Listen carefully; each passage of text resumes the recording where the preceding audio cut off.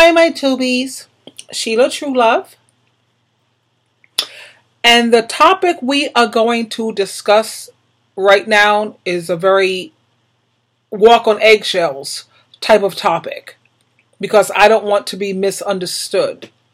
God knows I've been misunderstood in so many cases and so many times in my life. I really can't afford to be misunderstood in this instance. Please, work with me. You're my tubies, you're my empaths, and please show me that you understand where I'm coming from.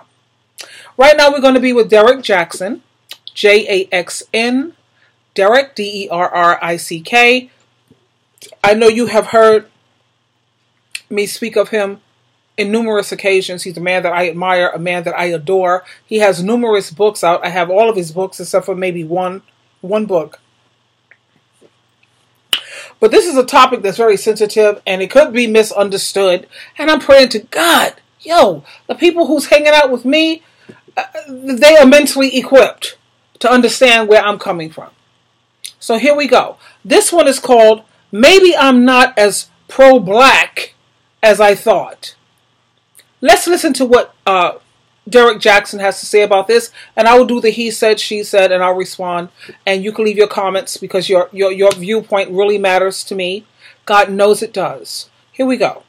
Before we get started, I know some people only read titles and headlines, but no, this is not me being in a sunken place. But I'm pretty sure this is a largely unpopular opinion about what makes you pro-black, or rather what revokes your pro-blackness, because apparently I have a completely different definition than the vocal majority. The conversation comes from recently Donald Glover being posted with his family, and it turning out that he's with a white woman and he has mixed race children. Jesse Williams also recently came under a lot of fire because he's with a white woman now, or dating a white woman, and both of these guys have been huge advocates, loud and proud, about the black community and black women issues and so on and so forth. But all of that is coming into question, and more so into scrutiny, because they're dating the opposite of that. It's been a whole lot of chatter. I've even seen one woman say, you can't be pro-black woman and pro-black community, but dating white. That makes you a flaming hypocrite. That makes you a contradiction and a scam artist, and you was just after our dollars to build a fan base. You basically used us because you don't love us like you say you do. So you heard what he said. There's no way in all hell that you could be pro-black and you're dating outside of your race. There's no way in all get out. What is my view on that? I think that when you look in terms of the media and what the media constantly promotes, is these black men's choices based on love? Because if it's based on love, it's a beautiful thing. Love has no color. We already heard the cliches and all of that. It has no color, and it doesn't. It doesn't. At the same time, you have to keep in mind the power of the media. What I would like you to do, just do a test for me. The next black man that you see or you speak with, ask him about the first pornos that he used to look at. The first pornos that all the black men that I used to look at, it was all filled with Caucasian women, light-skinned women, fair-skinned women. Okay? This is what is filled up with the head. What is sexual, what is attractive, what is whatever. That's when I'm totally against that interracial type dating. God is not a racist. God don't care about no race, dating no other race. All God cares about is, look, don't be hanging out with people who are anti-Christ. You know what I mean? You're not supposed to become unevenly yoked with unbelievers, people who don't believe in Christ and don't believe in God. Then you need to limit your association with those type of people and distance yourself. In terms of color, God ain't trying to hear none of that. He don't care about color. I don't care about color either when it's for the right reasons. So we have to keep in mind the type of world we live in. Let's look at what is constantly being drilled in people's heads. Let's listen further to Derrick Jaxn. Tell me your views, darling. Hang out with me on this one. For me, my thing is like, well, what do you consider, what do you think of whenever somebody says that they're pro-black or that they love the black community? Because for me personally, I never associate that with their romantic preference. You know, that meaning that they exclusively prefer to date black people. Like, whenever I see a black woman marching and protesting with tears coming down her eyes because a black man got gunned down while he was being unarmed, I don't say that's because she only dates black men. I say, you know what? Probably in that brother, she sees her son. She sees her nephews. She sees her brother, her husband, her dad. So because of that, she's personally invested enough to apply herself to trying to improve the situation. And for me, it comes from the same place. Like, when I'm riding for black women, when I'm trying to make black women's voices heard in a society that likes to silence them and the things that are important to them, when I'm supporting and investing in black women, it's not because I really like sleeping with them or I don't like sleeping with anybody else. It has nothing to do with any kind of romantic value. It's because in black women, I see my mom, I see my grandmother, I see my aunties, my cousins, my nieces, my daughter, I see my sisters.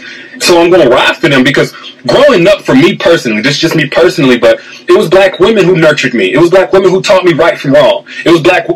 See why I'm in love?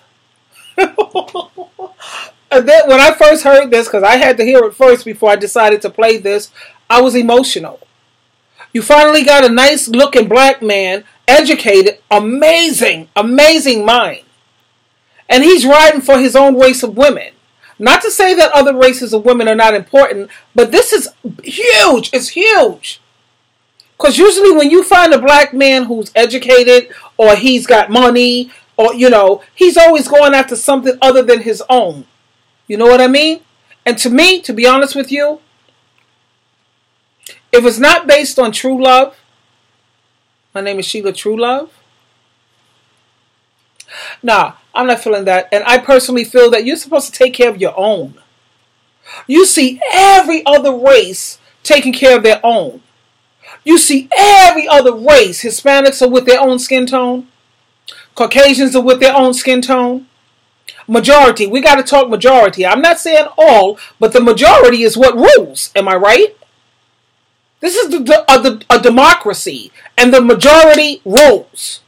Majority of Hispanics are with their own skin tone. Majority of Caucasians are with their own skin tone. Majority of the Indians are with their own skin tone. Everybody's with their own skin tone, except for the black man. Now, the last time I checked, men are interested in beauty. Beauty comes in all colors, shapes, and sizes, all skin tones. Can you tell me, how often do you see it when you see a dark-skinned black man with a dark-skinned ebony woman? You don't hardly see that. That's like non-existent. That's self-hatred. I'm sorry. That's self-hatred.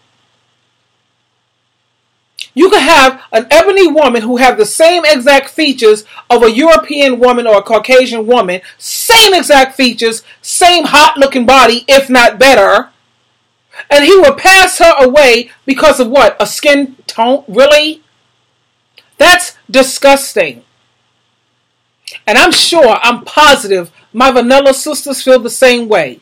Because you're not supposed to be sitting around here basing things off of a skin tone or because of what the media keeps promoting, marketing. Go in the supermarkets. Look at the magazines all everywhere. Everything is promoted. Pale skin, light skin, fair skin. You know what I mean? No. Black men have a lot of them, like 90. This guy here is exceptional. He's exceptional. Which is why I said it's very hard for me to find a man, period, less than a black man, that I could actually admire, look up to, and respect. Mad respect for this guy. At the same time, he's not a racist. He understands preferences and all the above. But I don't care what nobody say. A preference is for men. Men like beautiful women. Okay? They like attractive women. So for you to say that the only thing that's attractive or beautiful has to do with a skin tone, that's bullery. That's bullery. Okay? Cray cray. You cray cray, son. That's self-hatred. And I'm a firm believer. I don't care what anyone say. Like I said, I don't base things off of what I feel. I go by what I know. And I know for a fact that it's right to take care of your own. Do you see how Caucasian men have built up their women? They have made it so that everybody glorifies them. They look up to. They appreciate. How come black men can't do that for their own race of women? Build up your own. Glorify your own. That's the same as a man who have children. He don't take care of his children, but he'll go and take care of somebody else's children. Really?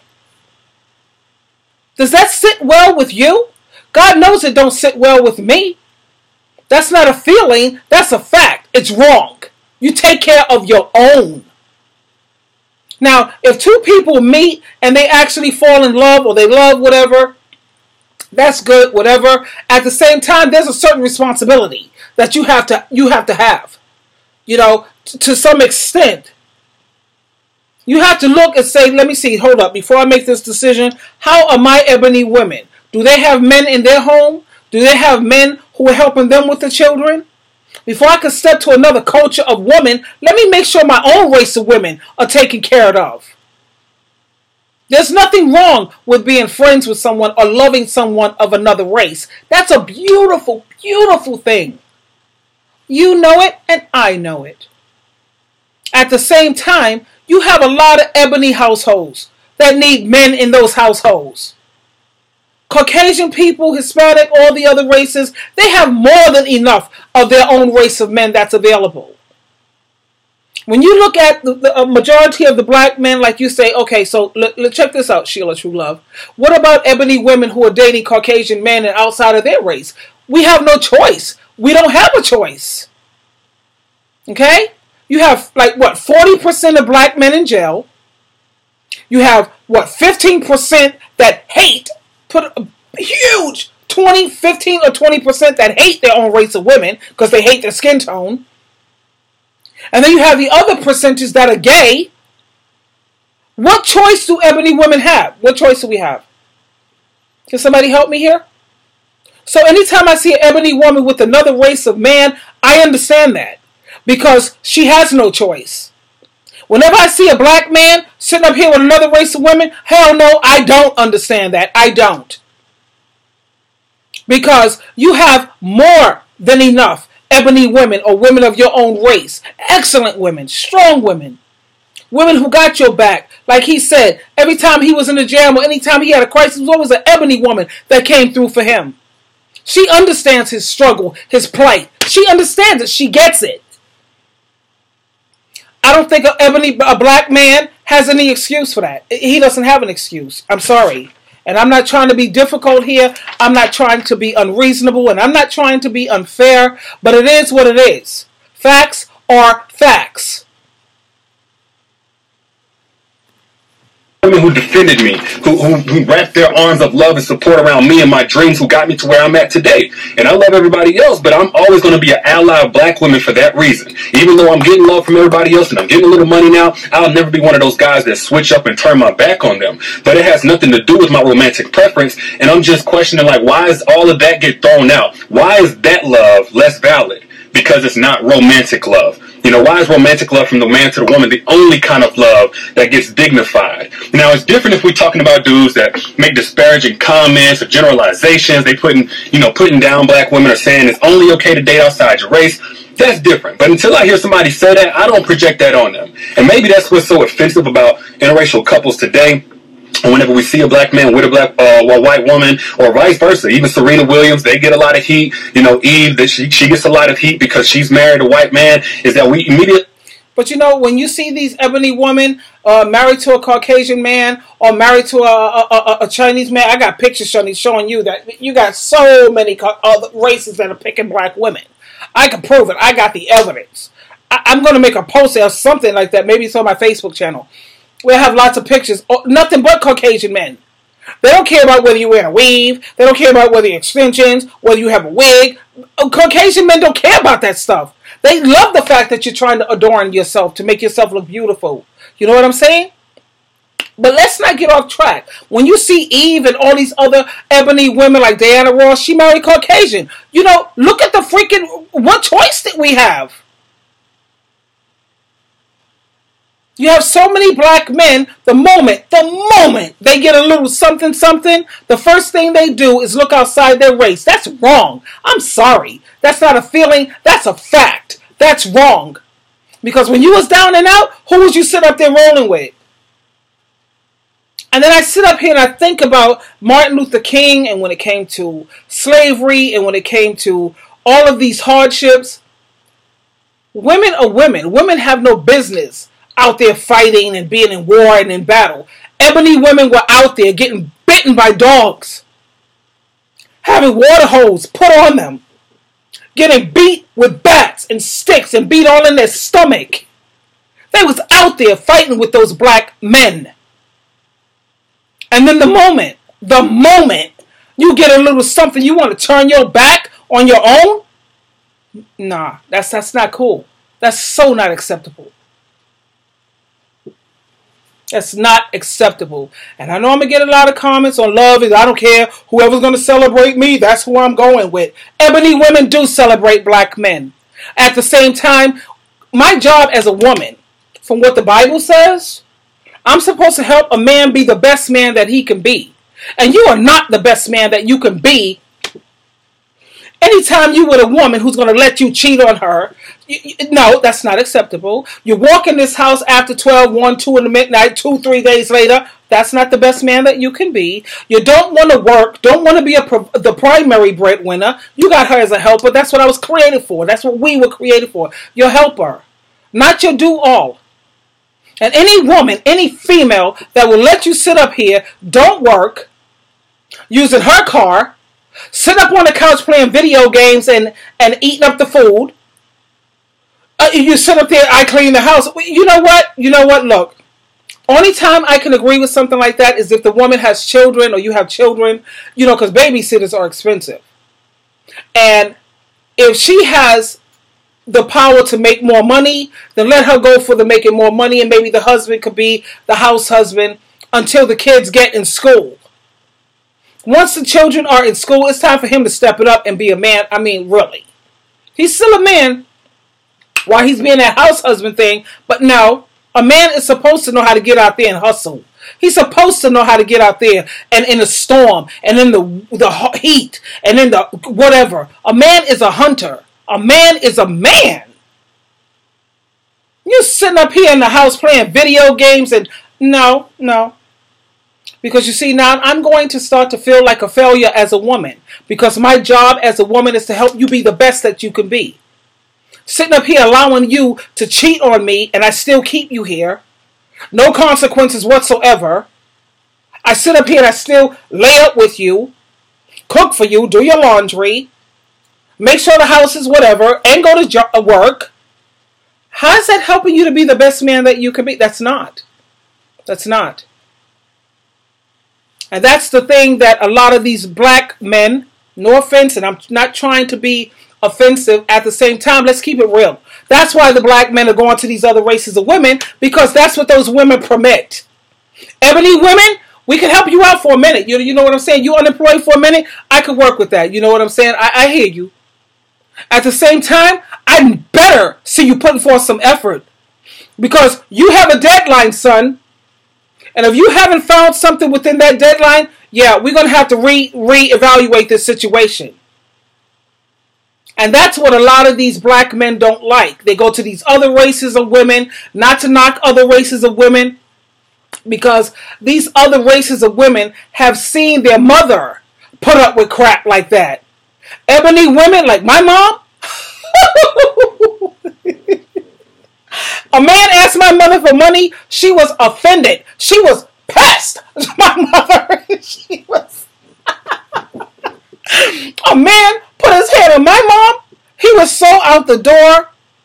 I remember one incident where some guy put his hand on my mom. I was too young to help, and my brothers, we went through some whatever dysfunction, if you will, total dysfunction.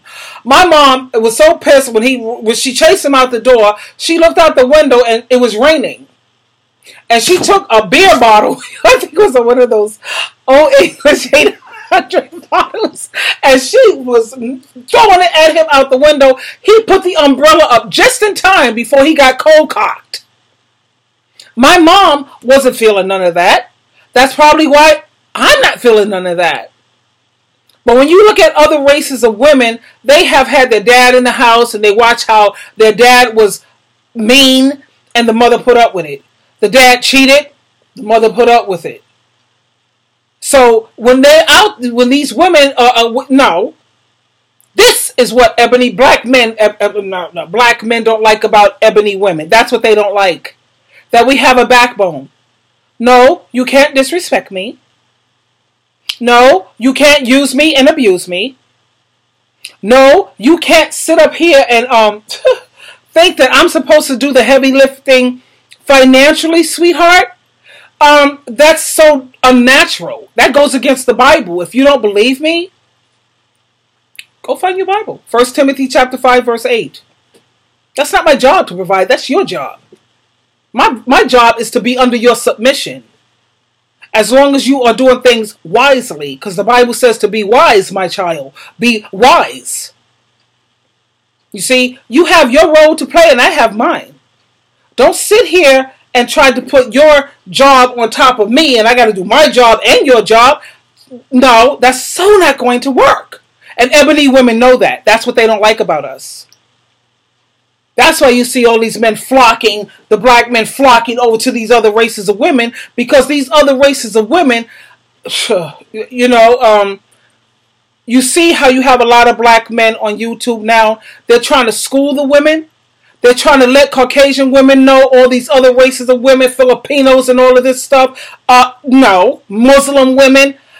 No. Because a lot of these men have seen how these women are being taken advantage of, man. And it's not cool. No, it's not.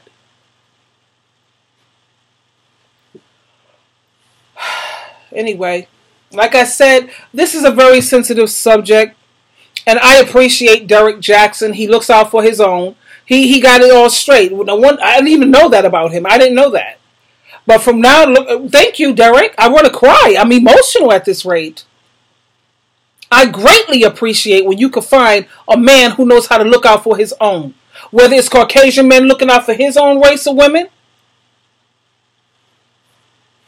Whether it's freaking Spanish looking out for his own race of women. I get it. I hear you.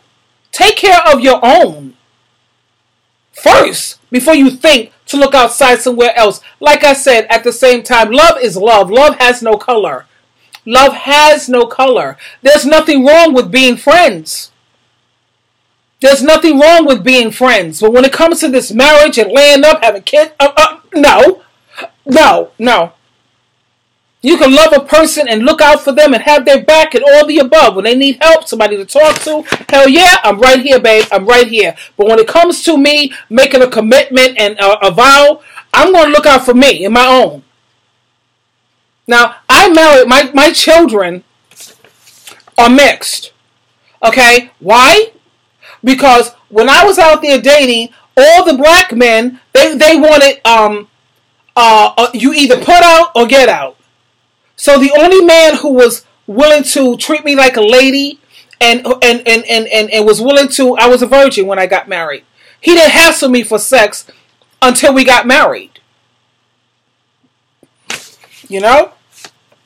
My kids are mixed. They're beautiful. You know what I'm saying? So that don't make me a hypocrite. It just proves my point. It proves my point. There's a low percentage of black men out there. They're all in jail.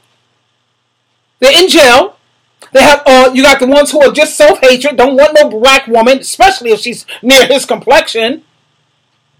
And then you have how many are gay? Living on the down low. Let me tell you what percentage black women have with a black man. 5%, maybe. Maybe.